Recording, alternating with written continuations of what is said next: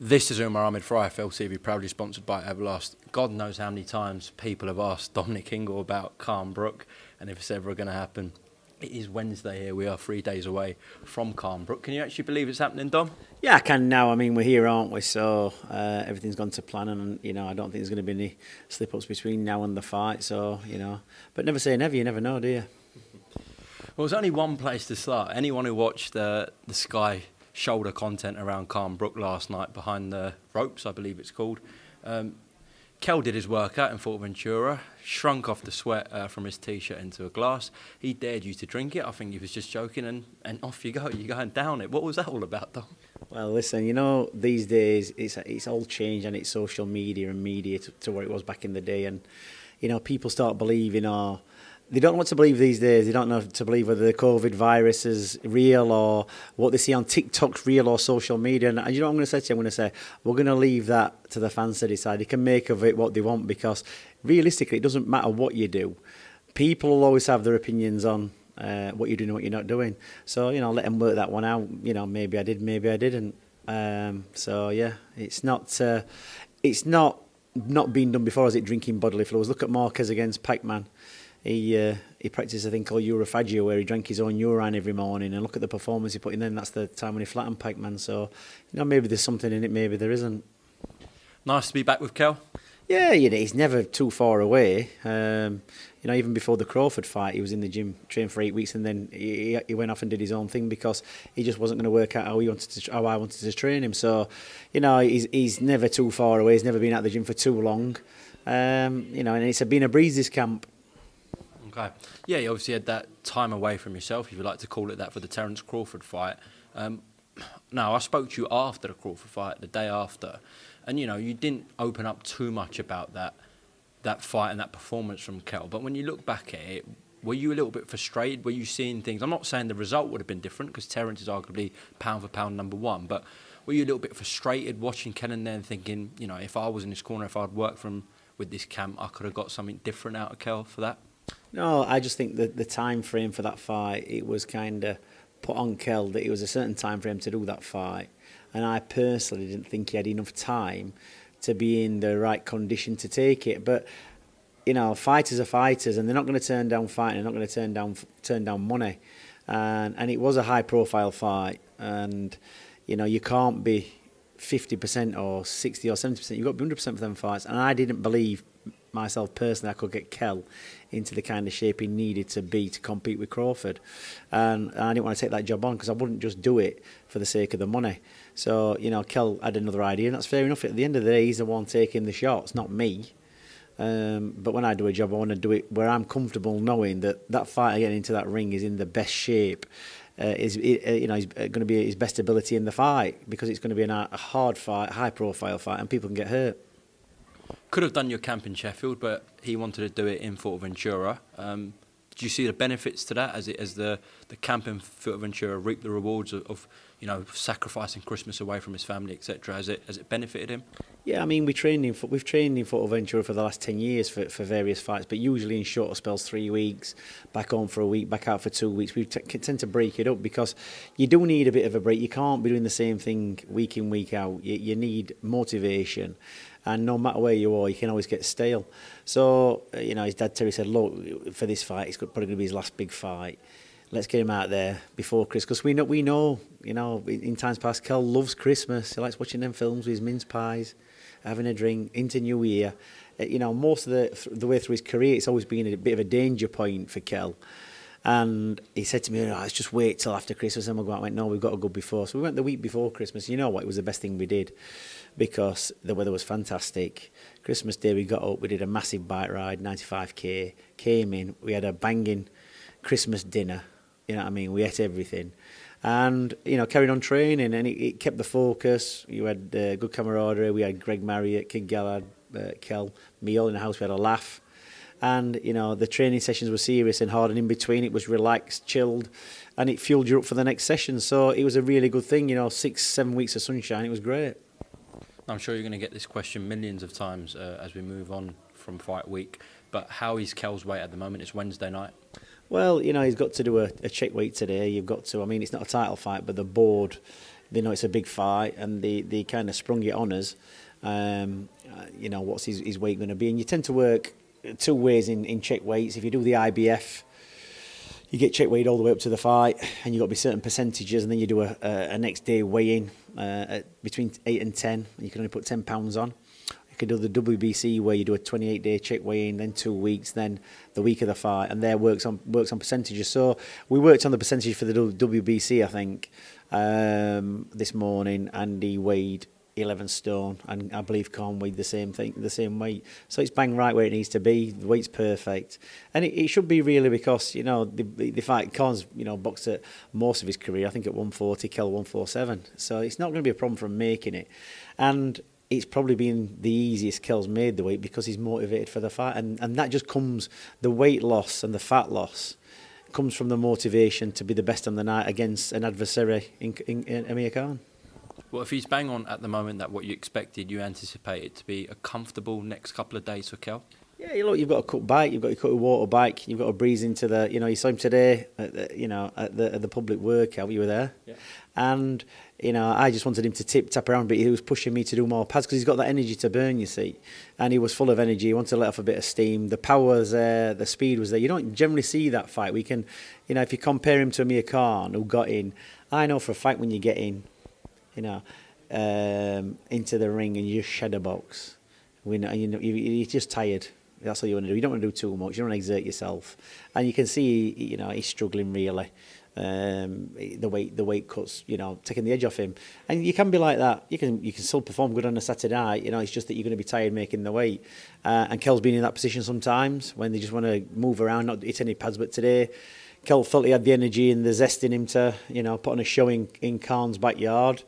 He got the boost coming in. He got a big reaction, a noisy reaction, but it was negative. And I was surprised that when Khan got in, he got a bit of a round of applause, but it didn't tend to last long. I think the fans were a bit disappointed because he didn't really come in and do anything. You can't really applaud shadowboxing, can you? There's nothing to applaud or get the crowd excited. So it was probably a bit of an anticlimax for me.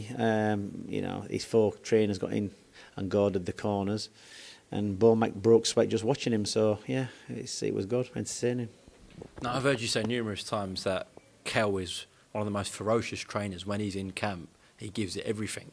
It's fair to say he probably doesn't live the life outside of those camps, but can the same be said about Amir Khan? I know you don't know him, but from what we see in the media and in the public, I'm sure Khan's a hard trainer just like Kell is when they're in camp, but he doesn't live the life as well. So is that kind of a level playing field for both? Yeah, look, it's the thing about level playing fields. Look, what's one man's pleasure, another man's poison, or whatever. It's Kell does like to have a drink and do what he does, but he's done that all his career. Ricky Hatton, did it probably to his detriment, and Khan probably does. Most fighters, high level fighters I know, they're not really saints, are they? They like to get the buzz. If they're not doing it from boxing, they're doing it from something else. But what I will say, and I've said this in many interviews, that we've been training for this fight since the summer, June, July, I think. Kell had been in on and off for the 3 months previous to that. But then when we got wind of the fight, he set off training, and the date kept getting moved. I think it was originally October, then to December, then we ended up in February, which was probably done because Khan probably started his camp and realised he wasn't anywhere near, so he needed more time. But he gave us a lot more time, and Kell's been settled at this now for 7 months, training hard. And so when we actually did the press conference, I think it was about 12 weeks to go when we did the one in London, and Kell was in a fantastic place then, training-wise and fitness-wise. So it gave us more time. And what you tend to find in a lot of situations with fighters, when they realise that they've got another 12 weeks of training to go, that's the point when it starts burning the head out, because they think, well, I've already been training for the last 16 weeks and I've got to do another 12. But Kell embraced it. And because we'd had such a good start in place, so that 12-week camp when we started, we'd already hit the ground running.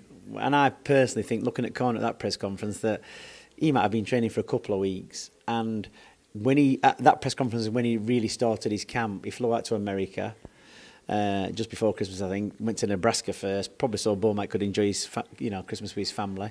And then they went to Denver into high altitude to do the camp in a very, very bleak place. Now, on that day of the press conference, they obviously shot the gloves are off at Sky, which was aired this week. Now, the general consensus was that, Kell was getting a bit edgy and Khan was trying to play mind games, trying to wind him up. I think there was a moment there as well where he said, "Oh, you went to America, won a world title, well done," and kind of laughed it off. Did you speak to Kell about what happened there? And do you read anything into that? A lot of people and fans say, "Oh, if you've got one up there, that helps you in the fight." Does that mean anything? It don't really work, does it? Because in some cases, it does work. If you're very good at verbalising like me, whether that can burn your head out. If you can get into somebody's head. But yeah, Kell did have a little bit of a go, but that's natural because it's the first time in a long time he's come face to face with Khan. So the adrenaline does run, especially when you know what's ahead of it, and you get a bit excited. And once the adrenaline kicks in, your tempers are going to flare. So I think Khan thinks that winding Kell up is going to come out and do something different in the fight. He's not going to do anything different. He's going to do what he's got to do. And he's not going to get... Emotion never gets in the way with Kell in a fight. It might do in a press conference, but Kell as a kid anyway, in the gym, on the streets, just in his normal life, he's a very laid-back character. He just laughs. Because when you know you can do something, when you know you can perform, you don't have to shout and bawl about it or try and scare people what you can do. You don't. You just go, all right, fair enough then, let's do it. That's what Kell does. He doesn't need to make a song and dance about it. So, good for Khan that he's trying to provoke Kell. It's going to get good pay-per-views and it's going to half-talk Khan into it as well. But it's not going to affect in the fight. Kell's not going to lose his senses and go out and do something stupid because he's not. He's been doing it too long. He's too composed.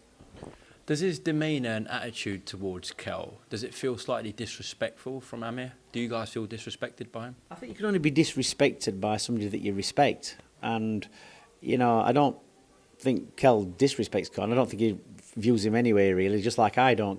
Khan's a boxer. He's got his life, he's got his entourage, he's got the way he's conducted his career. That's for him. It's nothing to do with us until we fight. But people giving him respect, what's it matter? Whether he has respect, he gets a beating, he's going to get Kell any respect? Maybe, maybe not. I don't know. But that's not what Kell's after. He's not really after Khan's respect. He's after winning the fight and getting his money and moving on. Like he said many times, it's like, it's nice in passing if you're like, oh yeah, Kell, Kell Brook's done well, and he says, yeah, Amir Khan's done well, somewhere down there have a fight. Yeah, fair enough. But if they don't, I don't, I know Kell says he's never given me dues and everything else, but I just think, well, why would it matter? It'd be different if it was a higher level fighter like a Mayweather or something like that, but not Amir Khan. Two-part question here. Who has the better win out of Khan and Brook? Obviously, you're Brook's winning the top guy is Sean Paul, so that's pretty obvious. I'd say Amir Khan is probably Marcus Maidana. And the second part to this question, you guys aren't thinking this at all, but let's just take Kell Brook out of the equation. Let's say this fight happened a year ago and Amir had beat Kell. Would that be Amir's best win on his record? I think you've got the right there that Kell's best win is Sean Porter and that Khan's is Maidana. And I think Alexander was slightly not past it, but had lost the zest, the fight for being a good fighter or wanting to have a fight. I would say that it will be Khan's best win if he beats Kell, because the British public will view it that way. Everybody knows that Khan and Kell are the best, the best two in Britain, and it's a fight they've wanted for a long time. So I think on Khan's resume, if he beats Kell, it will be. But I don't think Kell might think this different, but I don't think that his best win would be Amir Khan. His best win for me will always be Sean Porter. Sean Porter came out of nowhere, really, beating Devon Alexander and who else did he beat straight after? Was it Algeria after Alexander? Yeah, I think no, Malignaggia. He steamrolled Malignaggia, didn't he? And then Sean Porter, he got Kell Brook after that, and everybody was saying, oh, he's the next little mini Mike Tyson, and he's this and he's that, and he was vicious. And look, when he went to box Crawford, people asked me on social media, what do you think? I thought Porter's got a chance of winning. No chance, he's going to get schooled. But he didn't. He gave a very good account of himself to the point of getting stopped. I thought he'd give Crawford plenty of problems. So even at that late stage, years after boxing Kell, Sean Porter was still a good fighter. But I don't think it'll be Kell's best win if he beats Khan. Amir's no stranger to training in America. Obviously, he's been with top trainers like Virgil Hunter, Freddie Roach, Joe Goosen. First fight with Bomac, and obviously he's linked up with Terrence's team. Do you read anything into that? Do you think that's going to affect the fight, him being with Bomac and Crawford? Well, this is your job. You analyse, you watch boxing, you watch trainers. Who would you say was the best trainer for Khan? I think under Freddie Roach, you'd have to say Khan looked very impressive. And where Khan is in his career, could he have gone back to Freddie Roach for this fight and train with him? Could he have, in terms of his shape, or? No, I'm just saying, would that have been possible? Did they fall out, or? No, I don't think they did fall out. He could have gone back to Freddie Roach, yeah. And do you think, Freddie Roach, if he's had a relationship with him, a successful one, he could have gone back to Goosen, he could have gone back to Freddie, but he chose Bomac. But if he's had his more successful spells under Freddie Roach, for an important fight, you would have expected him to at least contact Freddie Roach first, wouldn't you? Because he's still training Manny Pacquiao. He knows Khan more as a fighter than Bomac does. So he's not really having to relearn anything, Freddie, is he? Whereas Bomac's taking on, a fighter. Yeah, he's used to training Crawford. Yeah, he might have analysed Khan. But it takes more than 7 or 8 weeks, 10 weeks to get to know a fighter, what makes them tick, what pushes them. It does. You've got to have a couple of camps with them. Maybe that's why my relationship with Kell's been good, because I've done it over a number of years. So I personally think that he thinks that it's going to get into Kell's head that, they've got secrets about me and they know things about me. And they haven't. It's like Bomac saying, I know Kell Brook better than he knows himself. It's just a stupid statement. He don't know Kell Brook better than Kell knows himself. He don't. It's impossible he don't. Not just from watching videos. How can he? So when I hear trainers making that statement, I just have to question them. Probably Bomac will never have a better fight than Crawford again in his entire career. At the minute, it's working for him like it did with, Golovkin and his trainer. So it's like it might be the best thing for Crawford with Bomac at this moment in time. But when he's gone, who else is he going to do? Who else is going to train? It might be the same with me with Kell Brook. I might never have a better fight than Kell Brook. This might be it. But we've had a good run. And, so that kind of statement, it just goes on my head. So I think they're trying to get into Kell's head, but it's not going to work. It's just not going to work. Dom, last question on Khan Brook. Just summarise how you expect this to play out on Saturday night and a prediction as well. I think they'll have a plan. And I think he'll try to implement it as much as he can, Khan. And, when the pressure's on, he'll just revert back to type. It's like when we boxed Golovkin, we had a plan. And very early in the fight, Kell got clipped and he went to war with Golovkin. It wasn't the plan. It was a great 4 or 5 rounds where it lasted. But he took unnecessary shots. I said to Kell, Golovkin's going to be the most powerful in the first 4 rounds. You've got to avoid getting hit. He got caught, it was a punch up, and it ended the way it did. Kell's learnt from that. But I don't think Khan can adjust. He's going to have to box a very, very disciplined fight to get through 12 rounds with Kell Brook. And I just think the last time he had a decent, tough fight was, nearly 3 years ago against Crawford. That'll be in April. Then he boxed Billy Dibb, which wasn't really a fight. So he's had a lot of time out of the ring, and he's had a lot of time out of the gym. So his last competitive fight was a long, long time ago. And, we can get on a bike and we get in a car and just take off where we did. But training's different. He's 35 now, 3 years older than 32. So, it's an oldish age for boxers who've been through what they've been through. Kell, with his career, accidents, damage to his eye sockets, Khan getting knocked out, asleep 3 or 4 times. It all takes its toll. So you can do all the training you want, and to be honest, even me, I don't know how it's going to go until they start exchanging, because it's just a case of who's got what left. That's the interesting part. All I know is the sparring that Kell's done with the guys he's sparred, and we've had some punches in there. He's took the shots at the weight he's going to be fighting at. So I know that Kell's getting back into the ring, whatever he is. Could be 11, 10, 12, could be 12 stone, round about that weight. When Kell's been sparring and getting hit at the weight we think he's going to go back into the ring at, he can take the shots. So, maybe Khan can, but I'm just going to say that Kell's got a better chin than Khan. Well, everyone tune into Sky Sports box office this Saturday night to find out. Just to close off this interview, I do want to ask you about last weekend's fight on Sky, where we saw Eubank Jr. get a points win over Liam Williams, and a bit strange the way Liam got knocked down a few times off jabs, especially early on. What did you make of Liam's performance, Dom? You know, it's like when Kell got caught with Crawford. It can only be down to one thing. Liam Williams has got a very, very good chin. I know, I've trained him for 3 years. He never took any big shots in sparring in them 3 years. And in the fights he never really took big shots. So it's not wear and tear, or over the fights what he's had while he was with me. And to see him go like that, it can only be down to getting either the weight drop wrong or the hydration wrong. But fair play to him, he got dropped early on in the first 4 rounds and then came back at Eubank, I believe. Anyway, I thought he did. And obviously we can't take those 4 rounds away. Maybe if he'd have been a little bit more cautious and just timed himself a bit in the earlier rounds, he wouldn't have got caught and he could have won that fight. So, it's disappointing for me because you put a lot of work into these kids and the journey goes on.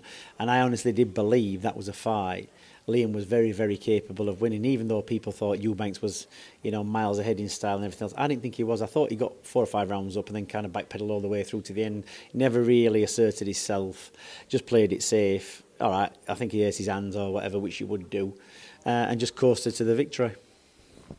Okay, Dominic Ingle, thank you very much for your time here in Manchester on IFL TV. Wish you the best of luck with Kell this Saturday night and hopefully grab a word after the fight, all right? Cheers.